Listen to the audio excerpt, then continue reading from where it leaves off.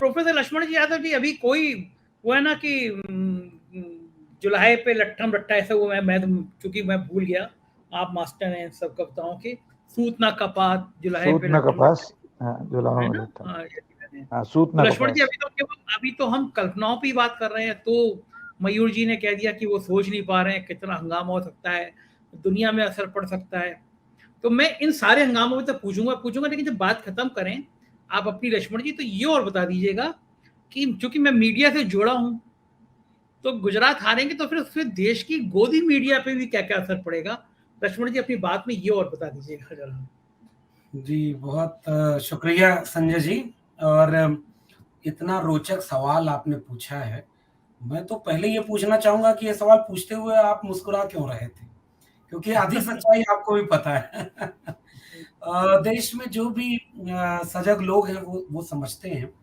लेकिन एक बात है, वो बाद में इस पर टिप्पणी करेंगे, लेकिन संजय जी जानते हैं, कुछ लोग मतलब मिथकों के किस्सों में जाएं तो बहुत ज्यादा आबादी उन लोगों की थी जो सत्य के साथ नहीं थे, हस्तिनापुर की कुर्सी के साथ थे।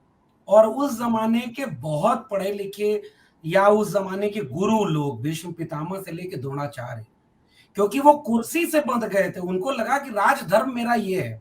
बात हो रही गुजरात पर, मुझे पता नहीं कहां से राजधर्म शब्द याद आया और वो मैंने जिक्र कर दिया है।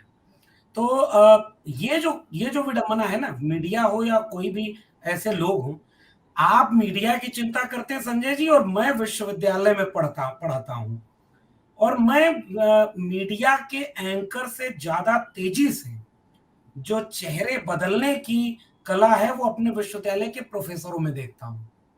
कल तक लाल झंडा और लाल सलाम, कांग्रेस और समाजवाद, और आज हिंदू राष्ट्र, और वो भी अखंड वाला हिंदू राष्ट्र, ये तो विश्वविद्यालय के प्रोफेसरों का खेल है। तो ये बदल गए तो मीडिया वाले बेचारे क्या करें, वो तो नौकरी कर रहे हैं, उनका पैसा ही वहां से चल रहा है। अब आते हैं गुजरात चुनाव पर। गुजरात चुनाव का मामला ये है कि आपने डिस्क्लेमर लगाया कि हम कोई ये घोषणा नहीं कर रहे कि बीजेपी चुनाव हारी रही है।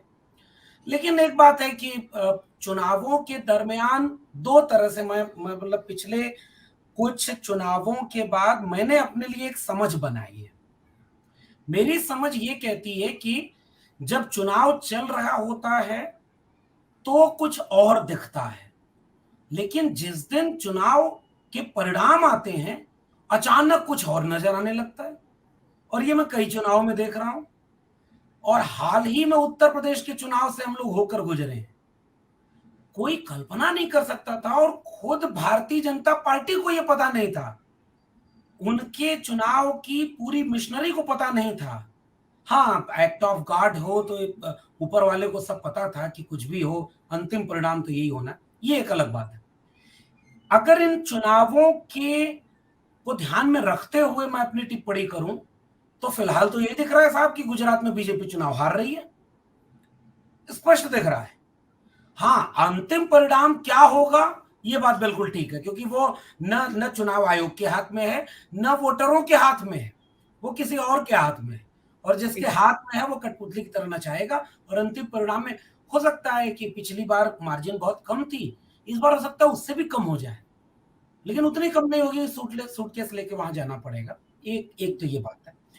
अब अगर चुनाव बीजेपी हार जाती है, और बीजेपी चुनाव क्यों मैं कह रहा हूं हारती हुई दिख रही है, जो पूरे देश में पिछले 8 से 9 साल में भारतीय राजनीति को जिस सबसे ज्यादा प्रभावित करने वाले सबसे बड़े झूठ को बोला गया, वो गुजरात मॉडल का झूठ था।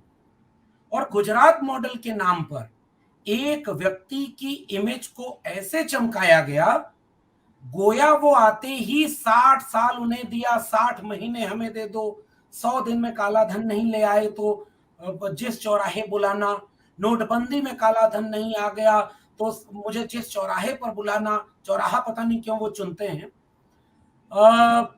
इस सारे वादों का क्या आधार था? गुजरात मॉडल। और अभी आकर दिख रहा है 27 साल के बीजेपी के शासन के बाद, हमारे पूर्व के वो संपादक महोदय बोल रहे थे जो गुजरात से हैं, और वो उनको सुनते हुए तो ये लग रहा था कि भाई अंदर तो कौन सा मॉडल चल रहा है, हमारे एक मित्र हैं, द न्यूज बीट चैनल पर काम करते हैं, अपना यूट्यूब चैनल है, सुमित चौहान। और मैं दूसरे चैनल का बस ऐसे ही जिक्र कर दे रहा हूं आपके चैनल पर, बस एक रिपोर्ट की वजह से संजय जी, कि वो हाल ही में उन्होंने गुजरात की ग्राउंड रिपोर्टिंग की और वहां उन्होंने कहा कि आइए गुजरात में दलितों की क्या स्थिति है, मैं उनके गांव और उनके घर, उनके मोहल्ले में ले चल के आपको दिखा रहा हूं। सड़कें नहीं है वहां, अस्पताल और स्कूल छोड़िए, बुनियादी सुविधाएं जो एक सामान्य मनुष्य के गरिमापूर्ण जीवन की है, वो नहीं है वहां के दलितों के पास। कौन सा गुजरात मॉडल था? वहां बिजली नहीं है, वहां सड़क नहीं है, वहां पीने के पानी की व्यवस्था नहीं है, लोगों के पास रोजगार तो बहुत दूर की बात है, 2 जून की रोटी की बात नहीं है। ये वहां के इन लोगों की समस्या। पिछले दिनों में राजस्थान गया और उस तरफ गया जहां जहां से गुजरात शुरू हो रहा था। आदिवासियों का एक सम्मेलन था संजय जी, और आदिवासियों के सम्मेलन में गुजरात से ढेर सारे आदिवासी आए। मैं थोड़ी देर बोला और ज्यादा देर उनको सुना। आदिवासी गुजरात के ये कहते हैं कि पूरे गुजरात के मॉडल में, गुजरात मॉडल की पॉलिटिक्स में आदिवासी का नाम लेने वाला कोई नहीं। भारतीय ट्राइबल पार्टी बनी थी और उन लोगों ने कुछ कुछ काम किया, और लेकिन अब बड़ी जो सेंट्रल पॉलिटिक्स है, राम मंदिर और लक्ष्मी गणेश नोट पर हो, इन दोनों रुपयों के बीच में आप मुद्दे कहीं देखेंगे तो उस समाज के मुद्दे नहीं मिलेंगे जिसके आप मॉडल की बात कर रहे थे। और ये अब, पहले क्या होता था ना, पहले पता नहीं, मतलब चाहे वो सोशल मीडिया का असर हो या सामाजिक बदलावों का, कि इनकी आवाजें बहुत तेजी से सुनाई नहीं देती थी। अब क्या हो रहा है कि वहां के दलित समुदाय की, वहां के आदिवासी समुदाय की, वहां के बेरोजगार नौजवानों की आवाजें मुखर हो रही हैं गुजरात में। और इसलिए संजय जी, मैं आपकी उस पहली वाली बात से सहमत हूं, बिल्कुल कहिए गुजरात चुनाव हार रही है बीजेपी। परिणाम भले बीजेपी के पक्ष में आ जाए, क्योंकि परिणाम केवल चुनाव और वोट डालने से नहीं आ रहे, ये सबको देश में पता है। और जिसको अभी भी ये लगता है कि केवल वोट डाल के सरकार बन रही है या गिर रही है, वो इस मुगालते में रहे कि मतलब ऋषि सुनक उन्हीं के अपने हैं, ये वाले भ्रम में रहे।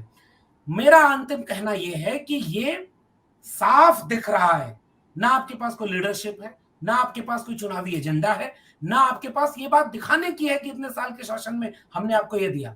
वो पुल यूं ही नहीं टूटा है। उनके उनके जैसे निर्लज बयान हम लोग नहीं देते, न सुनते हैं। नहीं तो ये बात तो उन्हीं पर लागू हो रही है कि प्रकृति खुद कह रही है कि देख लो भाई, पैर मारने से पुल टूट जाए।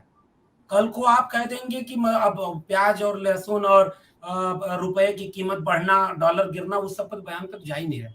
अंतिम बात केवल संजय जी ये है कि चुनाव अगर इस समय देखा जाए तो बीजेपी के हारने के पूरे सबूत मौजूद हैं। बेशक वह मीडिया जो अभी जिताने में पूरी कोशिश कर रही है। बीजेपी का चुनाव प्रचार, पहले हम लोग समझते थे कि बीजेपी का अपना एक कैडर होता है, उससे मजबूत कैडर आरएसएस का होता है, लेकिन अब इन सबसे मजबूत कैडर मीडिया का होता है, और मीडिया घराने वहां जा चुके हैं। इसलिए वो बात आपकी बिल्कुल ठीक है। राहुल गांधी थोड़ी और मेहनत करें। राहुल गांधी की जो तस्वीरें आ रही हैं, मैं कांग्रेस से बहुत खुश नहीं हूं, और ना मैं कांग्रेस के बहुत सारे फैसलों में उनके साथ खड़ा होना चाहता हूं। मैं जानता हूं कि ये जो आज बहुत कुछ हो रहा है, इसमें बहुत बड़ी भूमिका कांग्रेस की, लेकिन पता नहीं क्यों मुझे राहुल गांधी के इस समय के काम में कुछ न कुछ ऐसा जरूर नजर आ रहा है कि बेचैनी बढ़ रही है। राहुल गांधी जिन जिन लोगों को गले लगा रहे हैं ना, वो एक स्पॉन्सर्ड इवेंट से आगे बढ़ती हुई कोई चीज नजर आ रही है। और पिछले दिनों, आज या कल की बात है, राहुल गांधी ने जाति जनगणना पर बात की है, राहुल गांधी कास्ट पर बात कर रहे हैं, राहुल गांधी बेरोजगारी पर बात कर रहे हैं। मुझे लग रहा है कि ऐसे पॉलिटिकल लीडर, वो एक लकीर खींचता हुआ एक व्यक्ति दक्षिण की तरफ से चला आ रहा है, जो बहुत सारी उम्मीदें ले आ रहा है। मीडिया वही काम कर रही है जो उसे करना है। और संजय जी, मीडिया बदलेगी ना तो अचानक राहुल गांधी को भी हो सकता है अवतार बनाने लगे। उनका कोई जमीर थोड़ा ही होता है, वो चाहे जी न्यूज में रहे, चाहे आज तक में रहे, काम वही करेंगे। तो इसलिए डीएनए वही रहेगा, डीएनए वही रहेगा। लक्ष्मण जी, एक तस्वीर आई थी रोहित वेमुला की मां को राहुल गांधी के गले लगाते हुए। क्या उस तस्वीर का असर दिल्ली आप विश्वविद्यालय में पढ़ाते हैं, नौजवानों के संपर्क में रहते हैं, क्या रोहित की यादें ताजा हुई नौजवानों में? देखिए, रोहित की बात होती है तो हम लोग भावुक इस कदर हो जाते हैं कि मतलब केवल ये बात है कि आज अगर रोहित वेमुला जैसा एक स्कॉलर देश के विश्वविद्यालय में रिसर्च पूरा कर पाता, किसी विश्वविद्यालय में प्रोफेसर होता या आगे और अच्छी पढ़ाई के लिए जाता, तो ये रोहित वेमुला के फायदे से ज्यादा बड़ा इस देश और समाज का फायदा होता, क्योंकि वो एक स्कॉलर था। इसलिए जब वो गया तो वो बहुत कुछ लेकर गया, लेकिन हाँ, वो कदम उसे नहीं उठाना चाहिए था। लेकिन जो हुआ वो एक सांस्थानिक हत्या थी, और वो न्याय अभी तक नहीं मिला। नजीब की माँ, रोहित वेमुला की माँ, उमर खालिद की माँ, इन सारी माओं ने शाहीन बाग की माओं के साथ खड़े होकर के इस देश के लोकतंत्र को बचाने की कोशिश जो की, न्याय अभी किसी को नहीं मिला। और इसलिए आज भी जब रोहित वेमुला की माँ कहीं इस तरह से उम्मीद से जाती हैं और उन्हें कोई इस तरह से गले लगाता है, पहले भी लोगों ने साथ दिया था, मुझे लगता है वो यादें निश्चित रूप से ताजा। और हम लोग तो जितने दोस्त हैं दिल्ली विश्वविद्यालय में, हमारे अग्रज बैठे हुए हैं अनिल जी, तमाम दिल्ली में लोग हैं, ये केवल सामान्य तस्वीर नहीं है। जैसे राहुल गांधी ने गले लगाया, वो सामान्य तस्वीर नहीं है। और मैं उम्मीद करता हूं कि कांग्रेस के लाख बुराइयों और गलतियों से आगे बढ़कर अगर राहुल गांधी को मौका मिलता है तो वो लकीर खींचने की पूरी कोशिश करेंगे जो गलतियां कांग्रेस ने भी की। और बीजेपी तो इस उन गलतियों को ही अपना हथियार बना करके बहुत बेहयाई से इस देश को बर्बाद कर रही है। और विश्वविद्यालय परिसर में आज भी ये मांग है कि नजीब, रोहित वेमुला, उमर खालिद, पायल तड़वी, ये हमारे देश के संसाधन थे और इनकी सांस्थानिक हत्या हुई। और जब जब ये तस्वीरें आएंगी तो हम उनको याद करेंगे और ये सवाल बार बार उठाएंगे कि आपने उन्हें मारा है और आप उन्हें आज भी न्याय नहीं दे पा रहे। लक्ष्मण जी, आखिर में बात आपसी समाप्त करने का मन कर रहा था मेरा, इन पूरे हालात पे क्या कहना चाहेंगे और कुछ 2 लाइनें आपकी। इस पर तो मुझे अहमद फराज का एक शेर याद आ रहा है कि इन बारिशों से दोस्ती अच्छी नहीं फराज, कच्चा तेरा मकान है कुछ तो लिहाज कर। तो ये जो लोग आग लगा रहे हैं या जिस तरह से पूरे देश की राजनीति को ले जा रहे हैं, मतलब इन्हें ये गुमान है। देखिए संजय जी, एक बात तो है कि 2 चीजों पर इन्हें भरोसा है। एक तो अभी जैसे मयूर जी बोल रहे थे ना, बदनाम तो जातिवादी होने का तमगा लेकर के बहुत दूसरे लोग हो गए, जो जाति के नाम पर इतने सालों शोषण रहा, थोड़ा अपनी जातियों अपनी समाज के बीच राजनीति करनी शुरू किए तो जातिवादी कहला दिए गए। और बीजेपी, वो तो प्रधानमंत्री राष्ट्रपति से लेकर के हनुमान जी की जाति, ये बताने वाली बीजेपी है। इसके बावजूद उसे जाति का कार्ड कैसे खेलना है, उसे हिंदू सेंटिमेंट को उजागर करके कैसे नफरती सांप्रदायिक कार्ड कैसे खेलना है, और बाकी संस्थाओं से कैसे खेलना है, हमारे सपनों से कैसे खेलना है, ये सब याद, सब उसमें हुनर है उनका।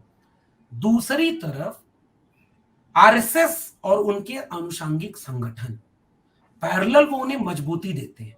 तो ये 2 चीजें उनके पास हैं जिसके आधार पर उन्हें कई बार जायज ही सही गुमान होता है कि हम बहुत लंबे अरसे तक इस देश पर राज करेंगे।